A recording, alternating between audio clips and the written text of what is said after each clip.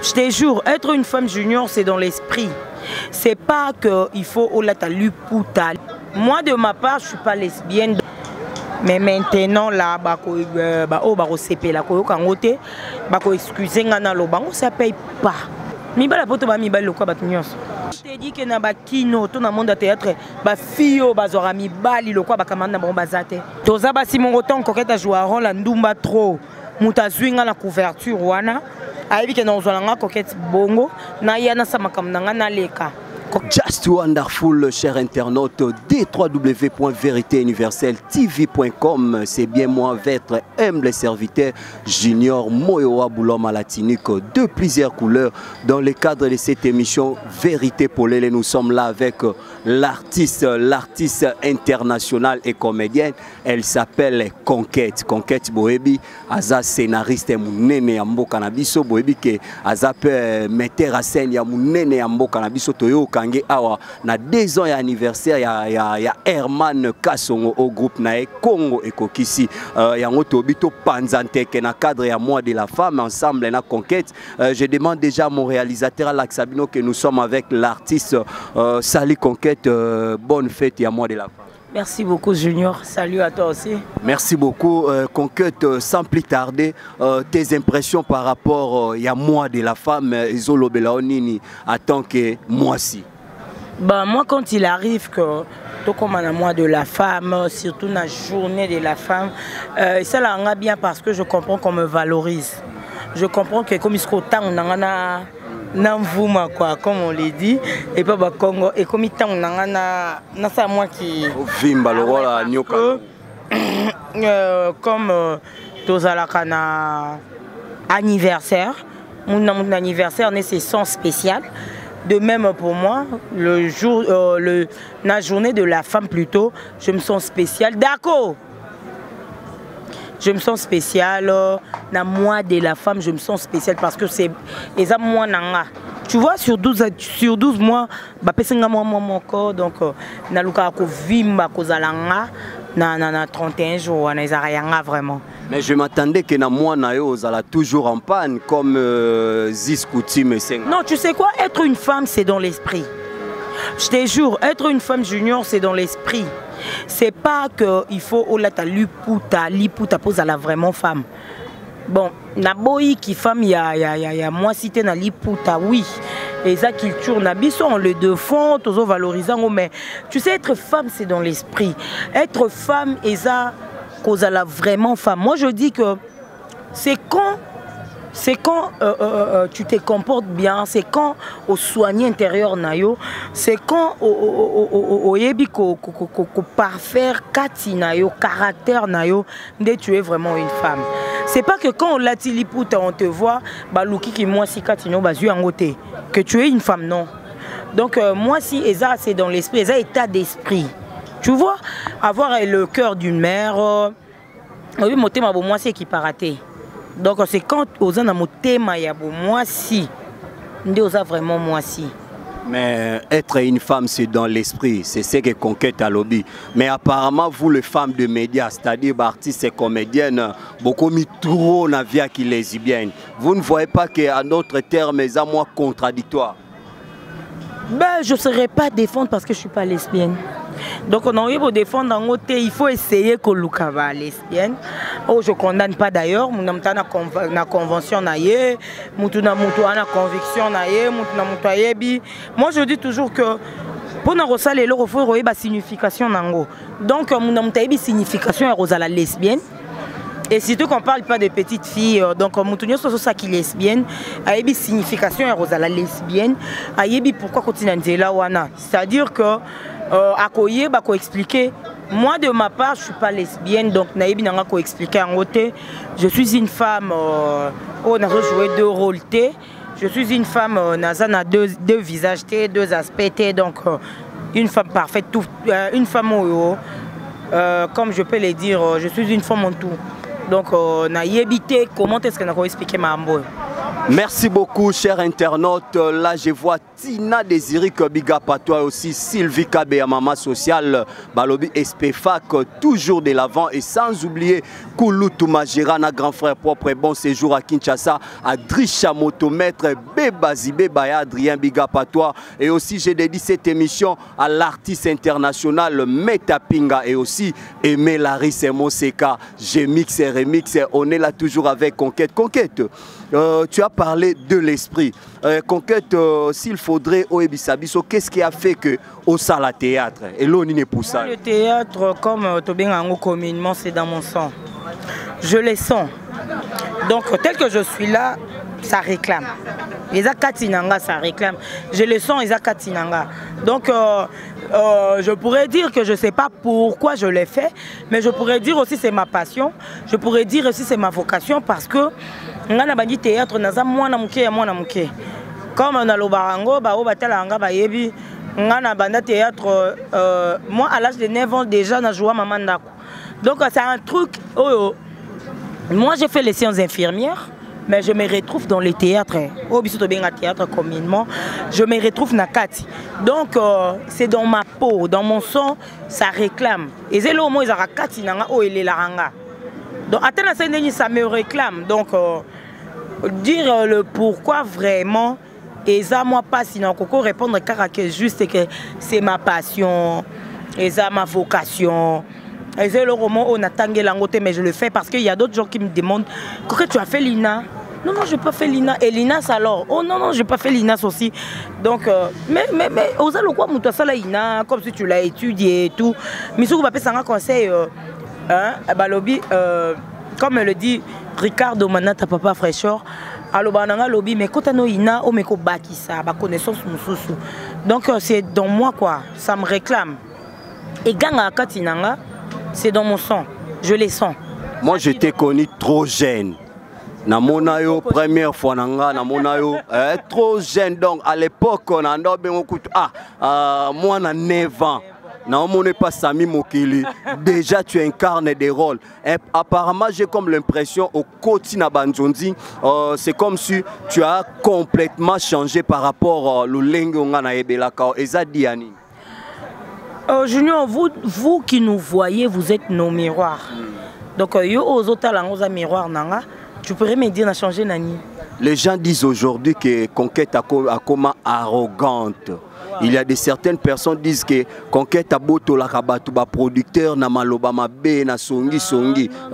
Et comme la kaopé? Non, non. Vous avez moko réclamant au boto la bango chibo, boto la bango boé. Je suis pas là, mais je vais te dire un truc. Comment 1000 personnes bako loba liloba moko mutu moko lobi lilobeza contraire bolandela mutu moko wana? Comment 1000 personnes? Donc la majorité 1000 personnes balobi liloba moko mutu moko lobi lilobeza contraire. Mutu moko na linga loba nini parce que 1000 personnes balobi liloba moko. Tu vois? Moi je suis pas en quête des producteurs. Moi je suis pas en quête il y a rancune, je suis pas en quête il y a polémique et tout.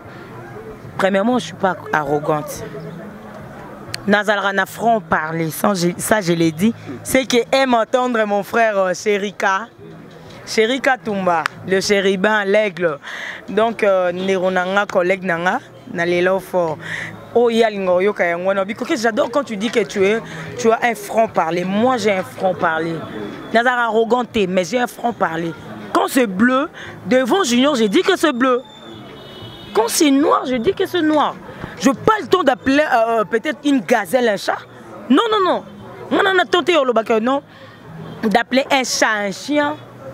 Non, même pas Théo Mukendi la patoche, motomoko propre. Motomoko soin quoi, la bourgeoisie dans les sangs. Moi je suis comme ça. Quand c'est du rouge, je t'ai dit que Junior, mais non, attends. C'est du rouge. Quand tu viens chez moi, tu me dis que c'est du bleu. Mais quand les gens vont voir que c'est du rouge, comment est-ce que je vais me défendre? Parce qu'il y aura une multitude de gens qui vont dire que c'est du rouge, que c'est du bleu, que je vais faire. Tu vois? Et par là, non, comme c'est du rouge, c'est du rouge. Et que quand tout le monde voit que c'est du rouge, c'est du rouge. Moi, je ne suis pas là en quête des producteurs. Producteur. pour ne pas être arrogante pour ne pas m'inventer, nga ba producteur ba yebi quel produit je suis. Ba yebi Coquette a produit nini. Tu vois? Ba yebi que non Coquette a produit mon oh ba fan na ba sali. Ba bimisi parce que moi il y a des fans qui me réclament et pas ba producteur. Donc tala pona koma oh na koma nzela na outi hein, il y a deux fans ba réclamer nga pas ba producteur a bimisi ngande na komi oh naza, tu vois. Donc je naza arrogante bon non. Mais qu'on se le dise entre nous. Pas mon tout, je m'en excuse mais naza arrogante. Entre nous ba rumeur et bima que au botola Areachou producteur. Est-ce qu'on peut en passer? Ma question est ça, ma réponse est ça. Ma réponse est ça, donc je te réponds qu'on peut, j'en passe. Tu as peur de quoi? C'est l'homme qui a peur ou comment? Ben, mon toupé soit à Bangeza ma bête. Franc parler, tu viens de parler de franc parler. Non, mon toupé soit à Bangeza ma bête, mais ma question est ça, Junior, ma réponse est ça, Coquette, on peut en passer. J'en passe. Just wonderful, cher internaute. Big up, à enceinte, ma belle Gillette, ma mine, moi ça pembe, moi ça mandefou. Là, je vois Zizingombo, la grande Z de Balobi, état-major général aussi. Je vois encore Elbus Ngombo, le manager international, sans oublier Maître Egele Baoba Désiric, MK Franck Mazaka na Switzerland. On est là avec Conquête. Conquête. Tu as vécu un peu longtemps pembeni ya Sami Mokili. Ba relation ni bozala ki nangona Sami Mokili parce que to bandai komona o bando landisaka ba principal na groupe na. En fait ngana landisaka principal c'est parce que j'ai une relation na moto. Donc on est à charge ya moto komi, charge ya metteur en scène, charge ya scénariste à Monique au profil la Coquette. Mais ça faut que nous répondre presque dans le profil. Nous avons joué un film à mineur. À 16 ans. C'est tout à fait normal. Poignée tout à fait normal. Donc, maman top, moi c'est la génération. C'est ça quoi. Donc, les affaires n'angate, ceux qui n'ont pas mais j'ai l'âge que j'ai. Les affaires n'angate, ceux qui peut-être profil n'anga, mais nzamba salamaka, nzambe a pesanga grâce moko, naie bako répondre na ba profil nyonso. Tant baluki peut-être une fille de 16 ou 17 ans qui peut répondre, batali Coquette aza. Tu vois? Ba mekiango, ba castinga boye na koki nanga.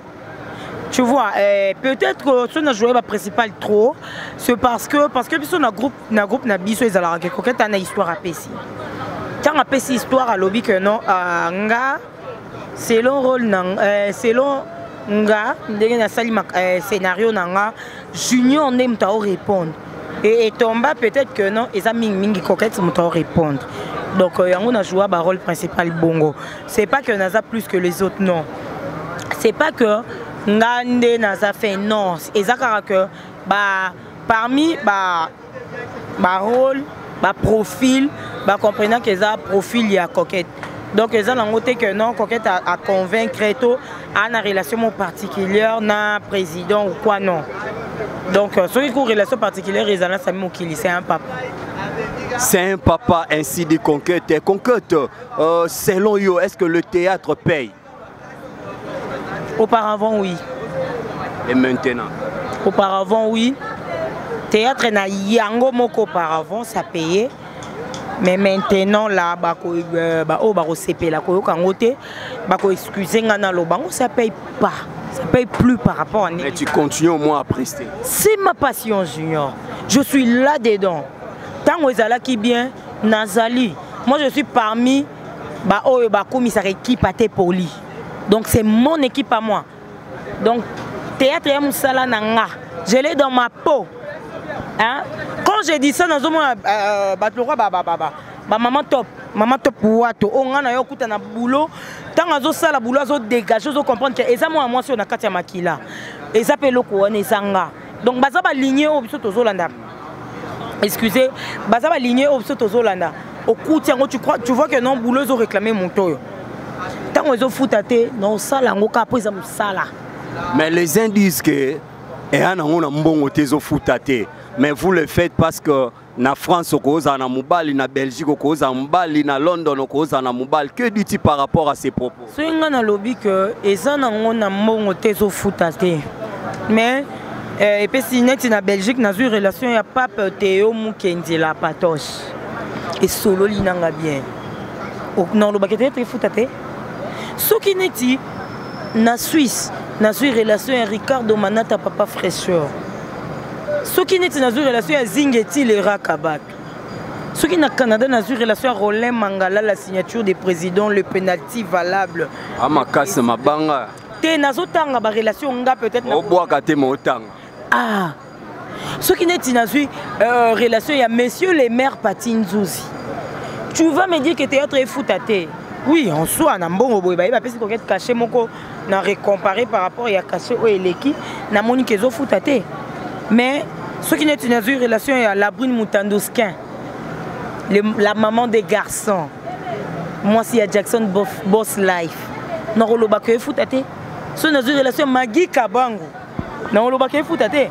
Parce que ce qui est ma relation, on a solo bien. À travers théâtre, je veux toujours dire que théâtre est au fouta. Et passer de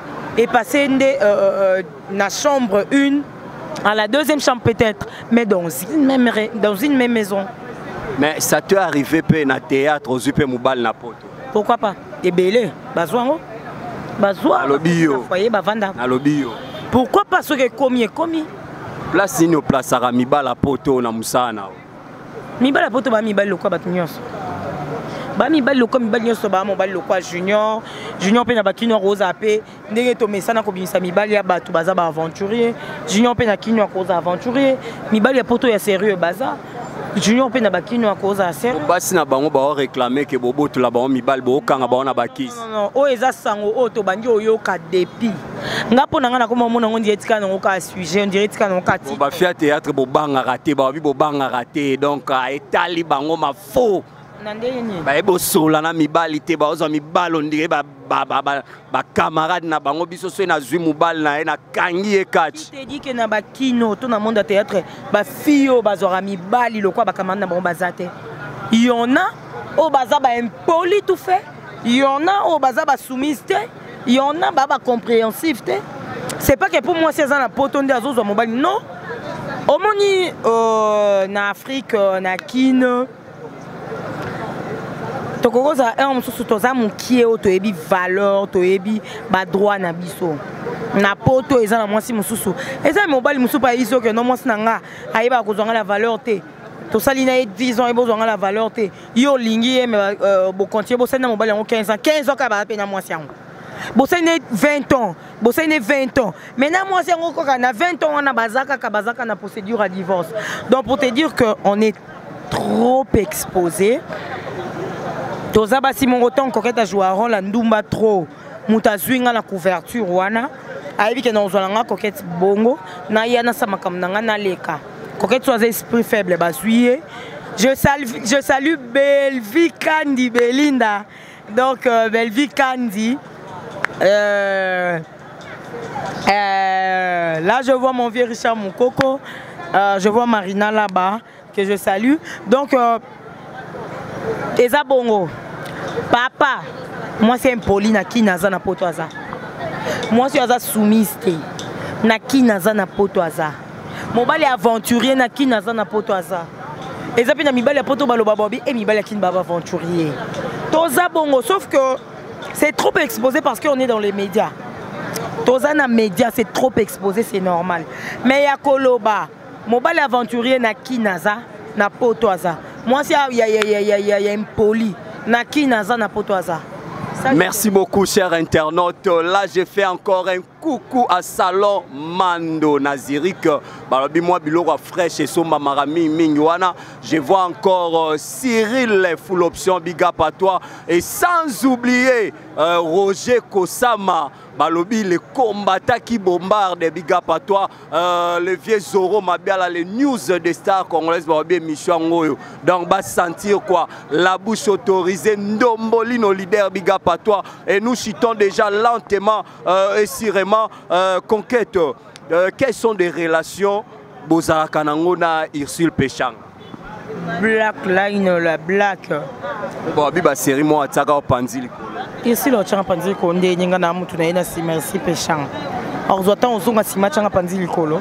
Non non non. La Black Line que je salue d'ailleurs. On a passé une très belle journée ensemble le 8 mars. To passé une journée à ba maman na coin na biso ba actrice, le femme des médias à la côté à Obisotobenga théâtre. Ursule Péchant à Black Line que je salue trop. Si la Bissal ou David Beckham, il donne nanga. Mais pourquoi ils allaient se boire qui s'il faut boire si les a dit à Nibo Banga Bango? C'est normal, ils sont toujours ensemble. Tant qu'on t'a dit Ursule, on t'a dit maman aussi là. Et alors au lobby, Achille Moyo, au monde maman Koko Mouya. Donc c'est comme ça que ça se passe. Et alors, Karine Massamba. Voilà, c'est comme ça que ça se passe. Zalo Kolobi, Achille Moyo, namoni maman Koko Mouya. Oh, ça na pointe, donc c'est comme ça. Ursule Péchant. Yo pe bozala Hermo Bongo na tide, hello ni ne sala. Tozala ka Hermo Bongo te Toza. Toza. On est dans un même groupe, on est des sœurs. Tout le monde nous partageons Makambo. Oh, il y a Moussala, Toza vraiment, donc Toza l'a raté.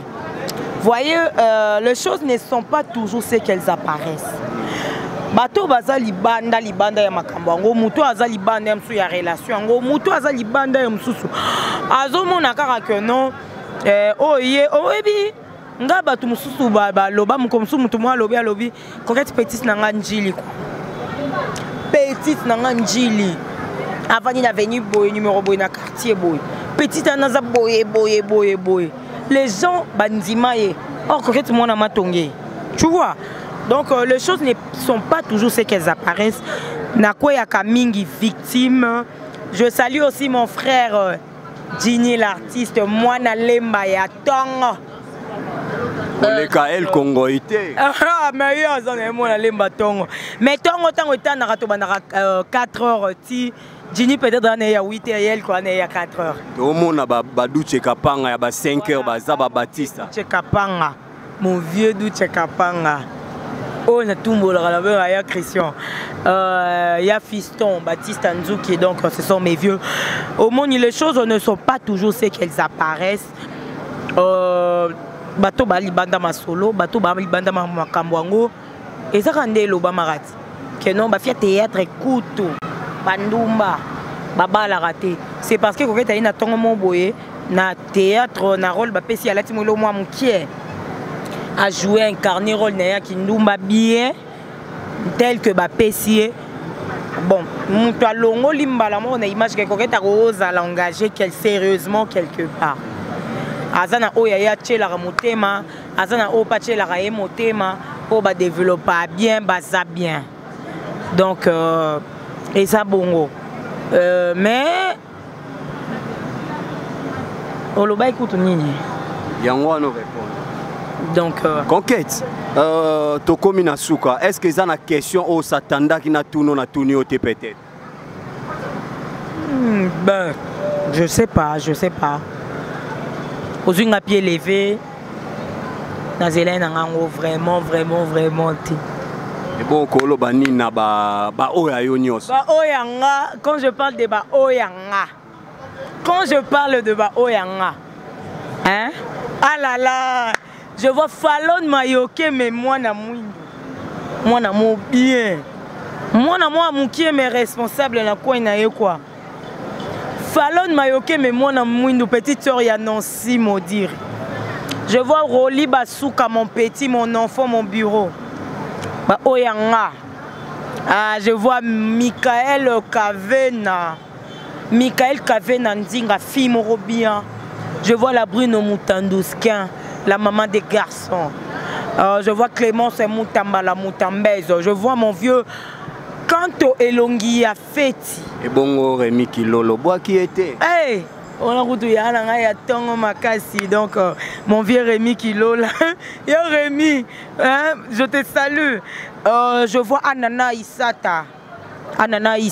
Chibo, bois kaepe. Je vois. Mabanga nanga junior mutako mopesanga.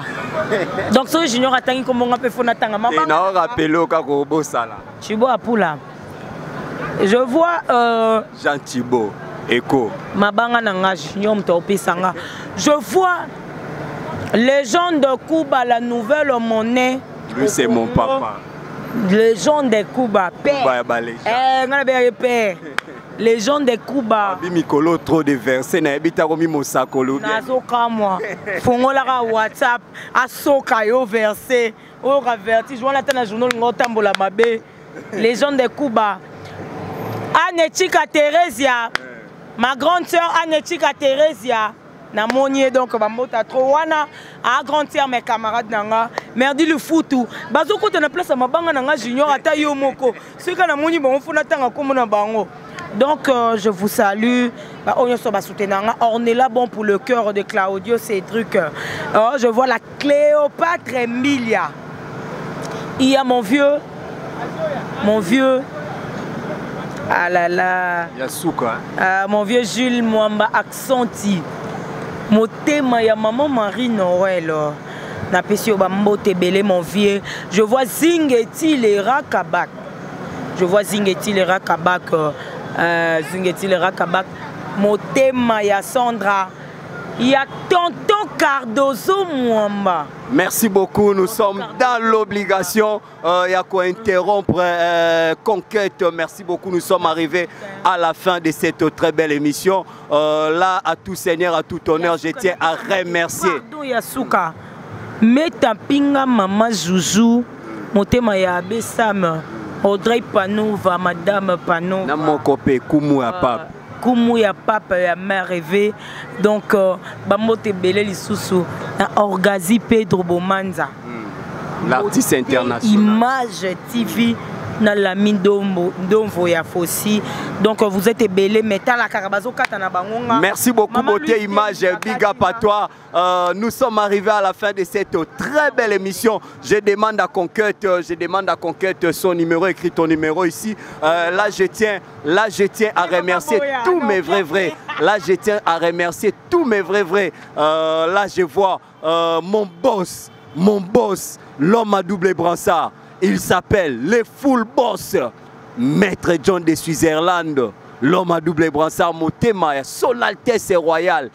Mère Micha, moi Simoko bien Makasi. Et aussi notre superviseur Papi Lokongo Balobi, le représentant du chef quoi. Je tiens à remercier la personne qui était derrière la caméra.